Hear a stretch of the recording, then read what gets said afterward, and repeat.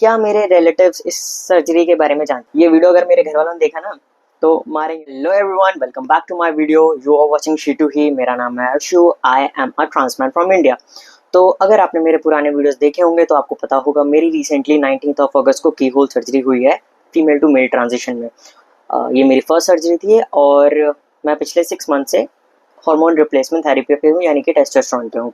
सो आज का वीडियो काफ़ी इन्फॉर्मेटिव है क्योंकि मैं आज आपको बताने वाला हूँ, आपके कई सारे सवालों के जवाब देने वाला हूँ। आपने कई सारे क्वेश्चंस मुझे दिए थे आंसर करने के लिए कमेंट सेक्शन में, तो मैंने काफ़ी सारे क्वेश्चन चूज़ किए हैं।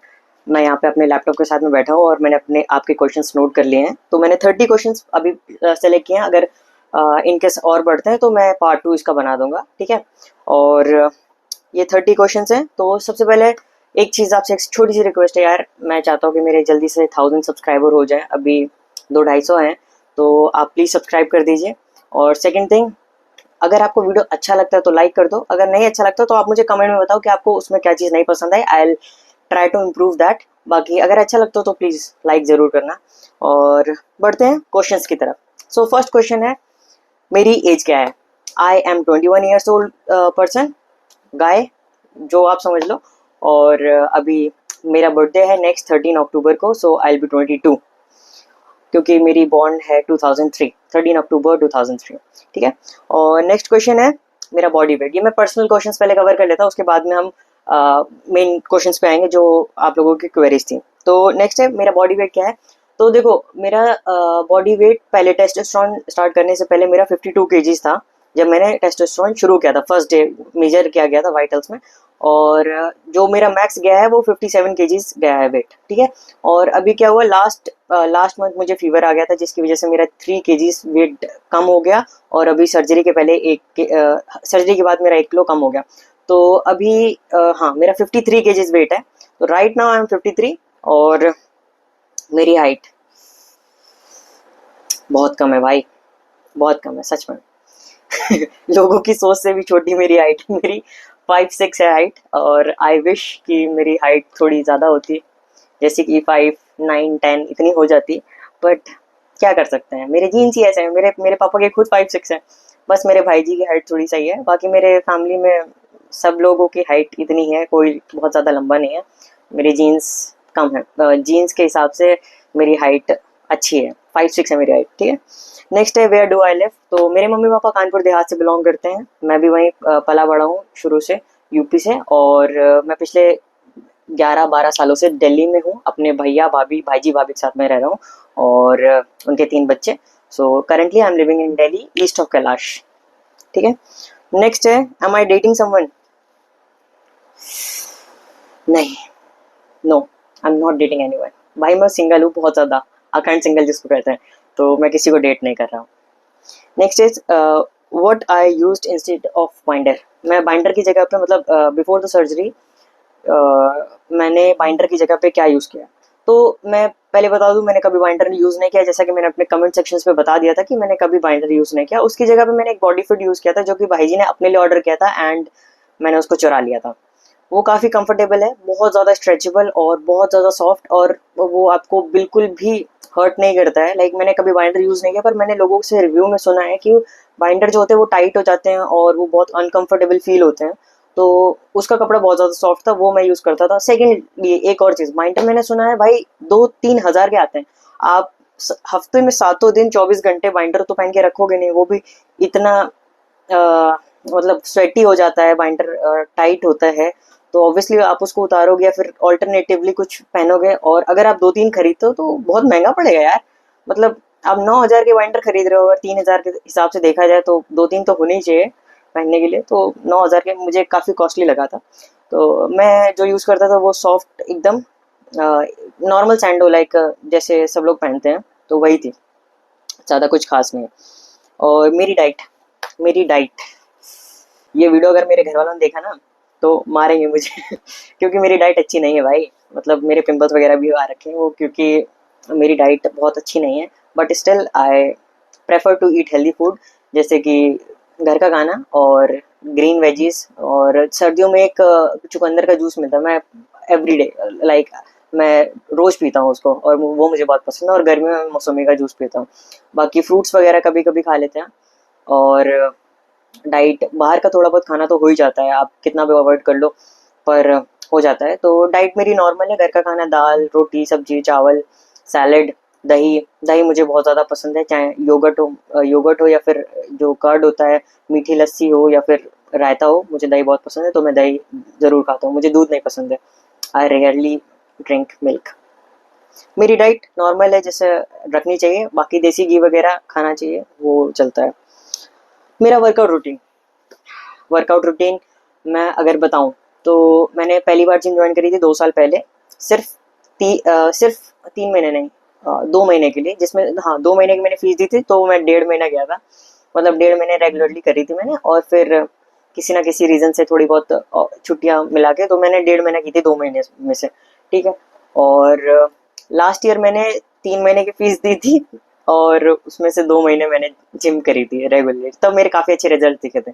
जैसे कि ये वाली फ़ोटो, ये मेरी टेस्टोस्टेरोन के पहले की है, पिछले साल की मई की है ये फ़ोटो, और तब काफ़ी अच्छे रिजल्ट्स आ गए थे।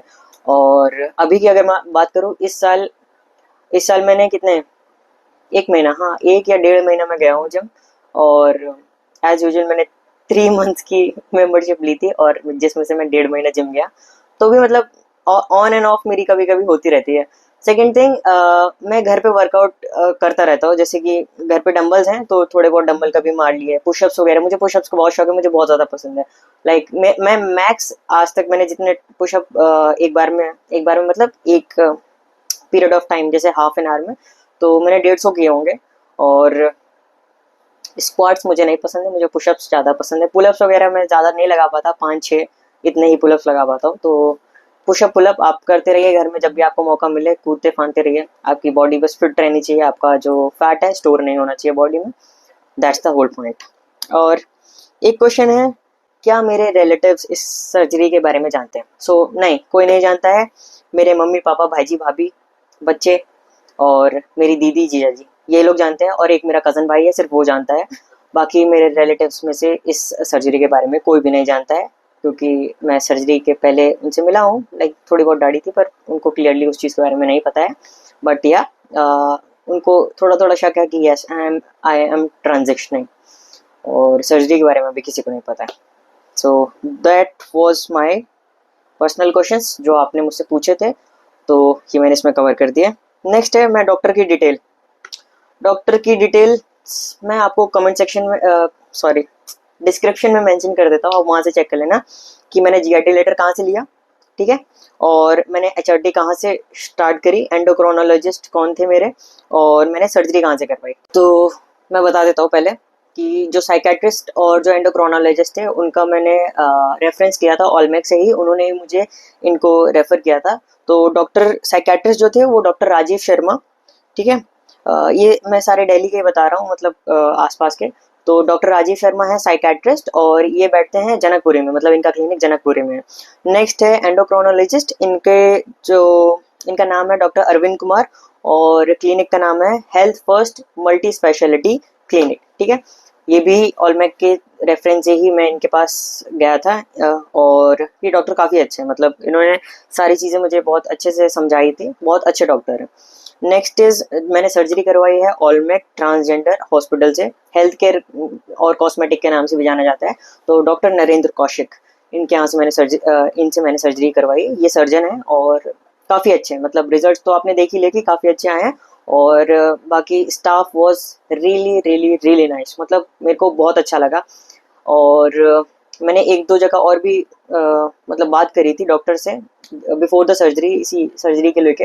तो मुझे वहाँ का नेचर, मतलब वहाँ के स्टाफ का नेचर बिल्कुल अच्छा नहीं लगा। मतलब एकदम छपरी टाइप के थे, अलग ही एटीट्यूड में घूम रहे हैं, 16-17 साल के ऐसे बच्चे से हायर कर रखे हैं, और बहुत एटीट्यूड में अलग से उसमें घूम रहे हैं। और यहाँ पे ऑलमेक में भाई इतने प्रोफेशनल तरीके से बात करते हैं, इतने प्यार से, कि आपको इन्वायरमेंट यहाँ का बहुत अच्छा लगेगा ऑलमेक का। और मैं ये चीज़ बताऊँ, मुझे ऑलमेक ने कोई पैसे नहीं दिए उनकी पॉजिटिव ये पॉजिटिव रिव्यूज़ के लिए, पर मैं अपने मन से बता रहा हूँ, क्योंकि जो मैंने फील किया है वहाँ पे सीरियसली बहुत अच्छा इन्वायरमेंट है, तो इसलिए। बाकी आपकी जहाँ मर्जी आप वहाँ सर्जरी करवाओ, कोई आपको कुछ नहीं रोक सकता, कैसे भी नहीं रोक सकता। और वो आपकी ऑब्वियसली मर्जी है।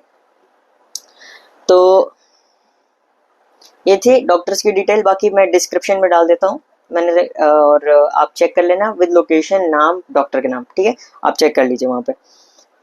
कॉस्ट, जीआईडी की कॉस्ट मैंने जब लिया था शायद से 3,000 की थी, 3-3,500 इतने का ही पड़ा था मुझे जीआईडी लेटर। और एचआरटी जब मैंने फर्स्ट टाइम, जब मतलब मैं गया था डॉक्टर के पास, तो फर्स्ट अपॉइंटमेंट मेरा शायद 1,500 या 2,000 का हुआ था। उन्होंने तब ब्लड टेस्ट वगैरह लिख के दिए थे। नेक्स्ट विजिट में उन्होंने मुझसे 1,200 लिए थे, जब मेरा फर्स्ट इंजेक्शन लगा था। फर्स्ट इंजेक्शन जो लगा था टेस्टोस्टेरोन 250 mg का लगा था, और इंजेक्शन की कॉस्ट थी 501, 501 रुपये का, और 100 रुपये लगाने के। तो ये अराउंड कितना, 1,800 का मुझे पड़ा था second visit. First visit 2,000, next visit 1,800 का, तो उसमें मेरा इंजेक्शन इंक्लूड था। नेक्स्ट इज सर्जरी की कॉस्ट क्या आई है। तो टोटल सर्जरी की कॉस्ट आई है 1,03,000। उसके बाद में कैब फेयर वगैरह आने जाने का वो सब हटा के, मतलब ब्लड टेस्ट वगैरह मैंने काफ़ी अच्छी जगह से करवाए हैं, मतलब काफ़ी रेफरेंस लेके जहाँ से चीपर कॉस्ट में हुए थे। तो हाँ, मुझे 1,03,000 की पूरी टोटल सर्जरी पड़ी है, और कैब फेयर आने जाने का वो कन्वेंस अलग है, ठीक है। नेक्स्ट इज टेस्टोस्टेरोन की कॉस्ट। देखो, मेरे पास काफ़ी सारे लोगों का ये सवाल आता है कि टेस्टोस्टेरोन अगर हम दूसरा यूज़ करते हैं तो क्या उसमें, मतलब क्या उसके रिजल्ट्स अच्छे नहीं होंगे, या अगर 100 mg है तो हमें रिजल्ट जल्दी नहीं दिखेंगे, ये सब बहुत सारी चीज़ें लोगों ने बोली। लेकिन भाई मैं एक चीज़ आपको बता देता हूँ, एंडोक्रोनोलॉजिस्ट आपके जो सजेस्ट करते हैं आपको वही डोज लेनी है, क्योंकि वो आपको डोज वो सजेस्ट करेंगे जो आपके ब्लड रिपोर्ट्स के अकॉर्डिंग सही आएगी। मतलब वो पहले आपसे ब्लड टेस्ट करवाने बोलेंगे, आपकी ब्लड रिपोर्ट चेक करेंगे, उसके अकॉर्डिंग आपको जो सुटेबल डोज है वो बताएंगे। ये नहीं कि मुझे 250 mg दी है तो आप भी 250 mg ले सकते हो, ऐसा जरूरी नहीं है। आपको हो सकता है 100 mg पहले स्टार्ट करें, हो सकता है 2-3 महीने बाद उसको 250 mg कर दें। और मंथली डोजेस सबकी अलग अलग हो सकती है, किसी को 1, किसी को 2, किसी को 3, ठीक है। तो आप ऐसा मत सोचो कि मैंने अगर टेस्टोस्टेरोन 250 mg लिया तो आप भी ले सकते हो सकता है आपको कम दे, और हो सकता है कि आपकी जो लेने की फ्रीक्वेंसी है उसको बढ़ा दे। जैसे कि मुझे मंथ में 2 बार बोला है, आपको टेस्टोस्टेरोन 100 mg अगर बोल रहे हैं तो हो सकता है मंथ में 3 बार बोल दे। तो ये चीज़ डिफर कर सकती है पर्सन टू पर्सन, आपकी ब्लड रिपोर्ट्स के अकॉर्डिंग ही वो आएगा। तो ऐसा बिल्कुल भी नहीं करना है कि आपने मेरा सुना तो आप सेम डोज ले रहे हो सकता है आपको उससे मेडिकली इशू आ जाए, ठीक है। मतलब चेंजेस तो आएंगे ऑब्वियसली, लेकिन प्रॉब्लम भी हो सकती है, जैसे कि ब्लड थिक हो जाता है इससे, और लीवर में थोड़ा सा प्रॉब्लम आ सकती है। तो इस हिसाब से आपको सिर्फ एंडोक्रोनोलॉजिस्ट की सुन के ही अपने ब्लड रिपोर्ट्स के अकॉर्डिंग वही आपको डोजेस लेनी है, कोई ज़्यादा या कम नहीं लेनी, ठीक है। सो ये था टेस्टोस्टेरोन की बात। बाकी कॉस्ट अगर मैं बताऊं तो टेस्टोस्टेरोन आता है, जो मैं यूज़ कर रहा हूँ टेस्टोस्टेरोन 250 mg, वो आता है 501 रुपये का, उसकी जो एमआरपी है। और अगर आप डिस्काउंट वगैरह आपके नोन में है तो आपको 10% डिस्काउंट या 15% डिस्काउंट के बाद 400 या 450 का पड़ जाता है। मुझे 450 का पड़ता है, पर उन्होंने बोला था अगर आप बल्क में परचेज करते हो तो 450 का, तो मैंने बल्क में तो लिए नहीं थे, तो मुझे हर बार 450 का पड़ता है वो। नेक्स्ट है मेरी एचआरटी की डोजेस क्या है। मैंने बता ही दिया, मेरी एचआरटी की डोजेस हैं महीने में 2 बार, ठीक है। महीने में 2 बार मैं ये टेस्टोस्टेरोन 250 mg लेता हूँ। इंजेक्शंस, कोई लोशन वगैरह नहीं है, लोशन के फॉर्म में भी आता है पर मुझे नहीं बताया तो मैं डायरेक्ट इंजेक्शन यूज़ कर रहा हूँ।